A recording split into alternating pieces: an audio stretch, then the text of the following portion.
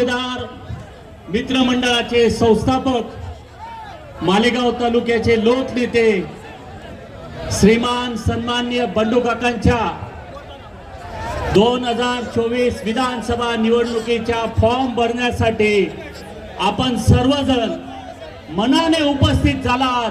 कोणताही पैसा किंवा रोज देऊन उपस्थित झाला नाही. त्याबद्दल प्रथमतः मी आपल्या सर्वांचं मनपूर्वक आभार आणि अभिनंदन व्यक्त करतो. मालेगाव तालुक्यात 2004 ला परिवर्तनाची चळवळ उभी राहिली होती. आज पुन्हा एकदा परिवर्तनाची चळवळ 2024 ला बंडू काकांच्या माध्यमातून उभी राहिली आहे आणि त्याचा घोटक आज या फॉर्म भरण्यासाठी अजूनही रॅली संपत नाही हे यावरून स्पष्ट होतं. मालेगाव तालुक्याच्या बाहेरून लोक आणून फॉर्म भरण्यासाठी शक्ती प्रदर्शन करण्याची वेळ आलेली असताना आज तालुक्यातले, शहरातले, तळागाळातले कार्यकर्ते स्वतःच्या खर्चाने या ठिकाणी उपस्थित झाले. हे खरं बंडू काकांचं यश आहे. हे खरं बारा बुलुतेदारांचं यश आहे. खऱ्या अर्थाने आज या ठिकाणी माझ्यावर जबाबदारी देण्यात आली आहे की नार पार, अंबिका, औरंगाबाद, तानमान नद्यांचं पाणी हे मालेगाव भागामध्ये गिरणा खोऱ्यामध्ये वळवण्याच्या प्रकल्पाचं क्रेडिट घेऊ इच्छिणाऱ्यांचा बुरखा फाडण्याची जबाबदारी माझ्यावर देण्यात आलेली आहे. मालेगाव शहर आणि तालुका गेल्या 4 निवडणुकीमध्ये नार पारची टिंगल टवाळी कोण करत होतं हे जाणू नये आणि आज नार पारचं श्रेय कोण घेऊ इच्छित हे पण जाणू नये.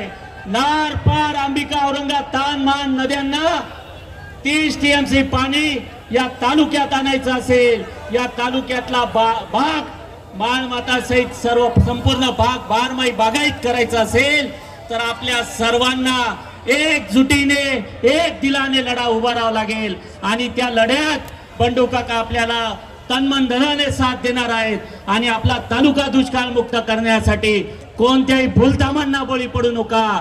10 TMC पाणी हे फक्त गाजर आहे एवढं लक्षात ठेवा. मालेगाव तालुक्यात गेल्या काही दिवसापासून विकास यात्रा सुरू आहे. विकास दर्शन यात्रा. मित्रांनो, विकासाचं दर्शन घ्यायला जावं लागतं का विकास अनुभवावा लागतो? आणि मला वाटतं जर विकास अनुभवला आला असता तर आज दर्शन घ्यायला जायची गरज आली नसते. कोणता विकास? शहरात शेकडो कोटी रुपये खर्च झालेत परंतु अजूनही एकही DP रोड विकसित करू शकलो नाही. 4 वर्षापासून टेंडर दिलेले रस्ते देखील अजून पूर्णत्वात आलेले नाही. ही जर परिस्थिती असेल तर हा कसला विकास? सिमेंट रोड, डांबरीचे रोड खोदायचे, तिथे सिमेंट रोड बनवायचं, सिमेंट रोड खोदायचं, तिथे अंडरग्राउंड गटर बनवायची. हा जो विकास चाललेला आहे हा विकासाचा भ्रमाचा भोपळा आपल्याला फोडण्यासाठी या परिवर्तनाच्या चळवळीत सहभागी होणं आवश्यक आहे. मित्रांनो, गेल्या काळात या मालेगावातल्या तमाम शिवप्रेमींनी छत्रपती शिवाजी महाराजांचं जे भव्य दिव्य स्मारक अख्ख्या उत्तर महाराष्ट्राला साजेचं असं स्मारक उभं करण्याचा निश्चय केला होता. त्यासाठी 3दा भूमिपूजन करून देखील काम होत नव्हतं. आम्ही सर्व मिळून या ठिकाणी आंदोलनं केली आणि त्या आंदोलनानंतर 1,30,00,000 रुपये खर्च करून छत्रपती शिवाजी महाराजांचा शिवतीर्थाच्या सुशोभीकरणाच्या कामाला सुरुवात झाली. मला सांगा मित्रांनो, आपल्या मनाप्रमाणे शिवतीर्थाचं काम झालं आहे का? शिवतीर्थाचं सुशोभीकरण झालं आहे का? जर शिवतीर्थाचं सुशोभीकरण जर नव्याने पाहिजे असेल, मालेगावात जर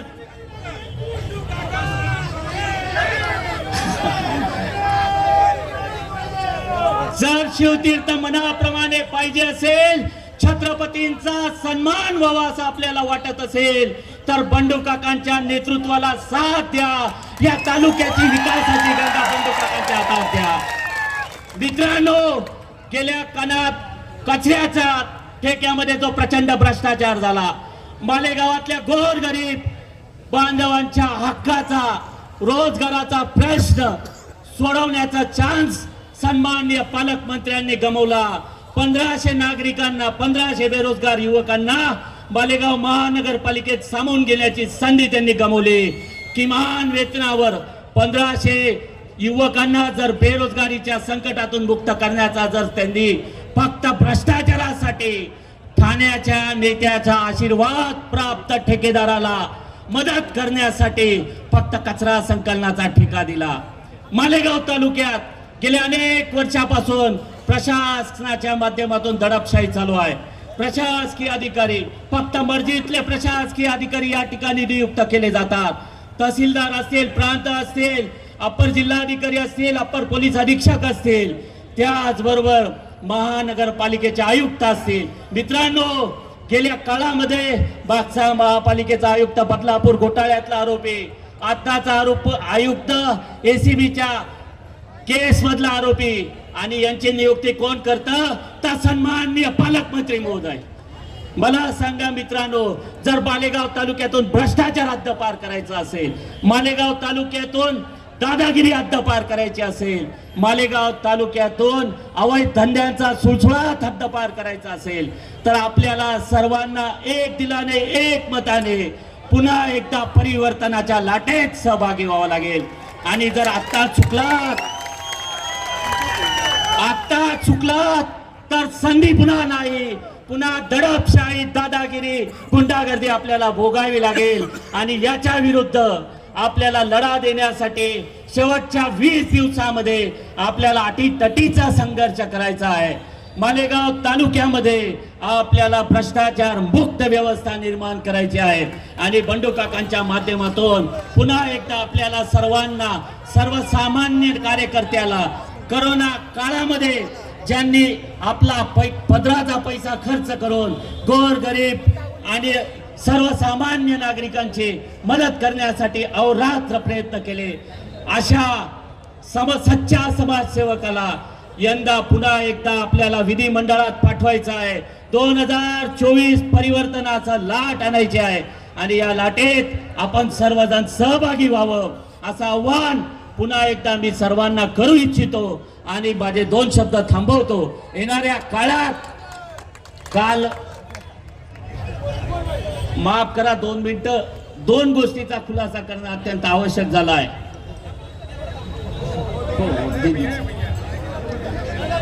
थोडीशी कालच्या याच्यावर बोलणं अत्यंत आवश्यक होतं.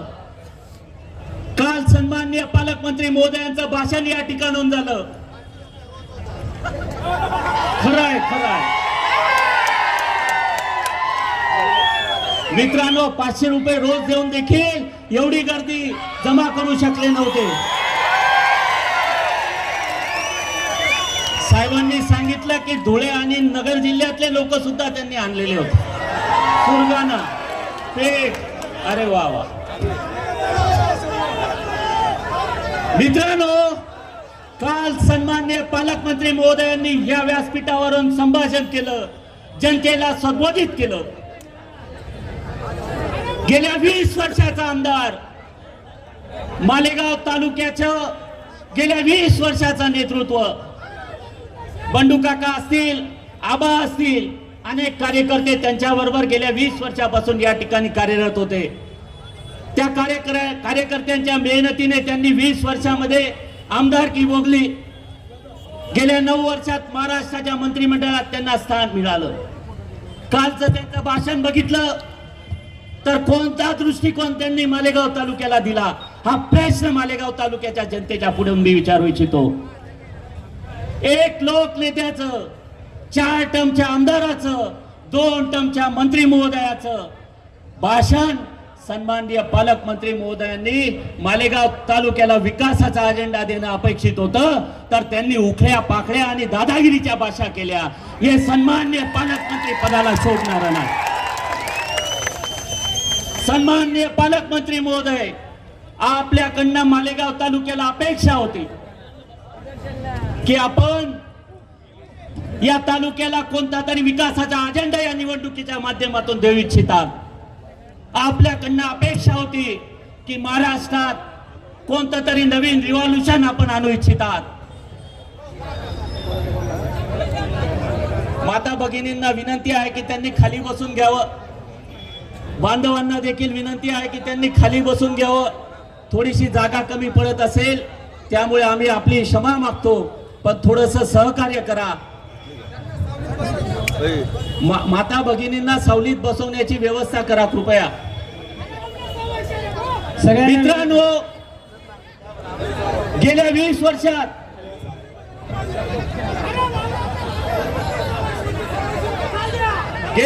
वर्षामध्ये सन्माननीय लोकप्रतिनिधींनी मालेगाव तालुक्यात काय विकास केला, तो कसा झाला, या तालुक्याचं नाव सुवर्ण अक्षरात का लिहिलं गेलं नाही याचं उत्तर देणं अपेक्षित होतं. परंतु त्यांनी एका संस्थेच्या नावावर कालचं भाषण खपवलं. बिचारा गरीब शिक्षकांना दम भरण्यात त्यांचं भाषण गेलं. अशा पद्धतीने निवडणुकीचं जर भाषण सन्माननीय पालकमंत्री महोदय करत असतील तर मला वाटतं हा कुठला तरी एक छोटासा प्रयत्न परिवर्तनाचा हा सक्सेस होताना दिसतोय. आणि परिवर्तनाची नांदी निर्माण झाल्यामुळे त्यांच्या पायाखालची वाळू सरकली आणि म्हणून त्यांनी काल थोडस दहशत निर्माण करणारं भाषण केलं. असो, येणाऱ्या काळामध्ये आमच्याकडे भरपूर दारुगोळा शिल्लक आहे, आमच्याकडे भरपूर फायली शिल्लक आहेत. आम्ही येणाऱ्या काळात प्रत्येक सभेमध्ये अशा फायली मांडू. आपल्या पुढे प्रत्येक विषयावर भरपूर वेळ बोलण्यासारखं भरपूर काही मटेरियल या ठिकाणी उपलब्ध आहे. परंतु आपल्याला सर्व नेत्यांना ऐकायचं आहे, त्यामुळे माझं भाषण मी थांबवतो. धन्यवाद.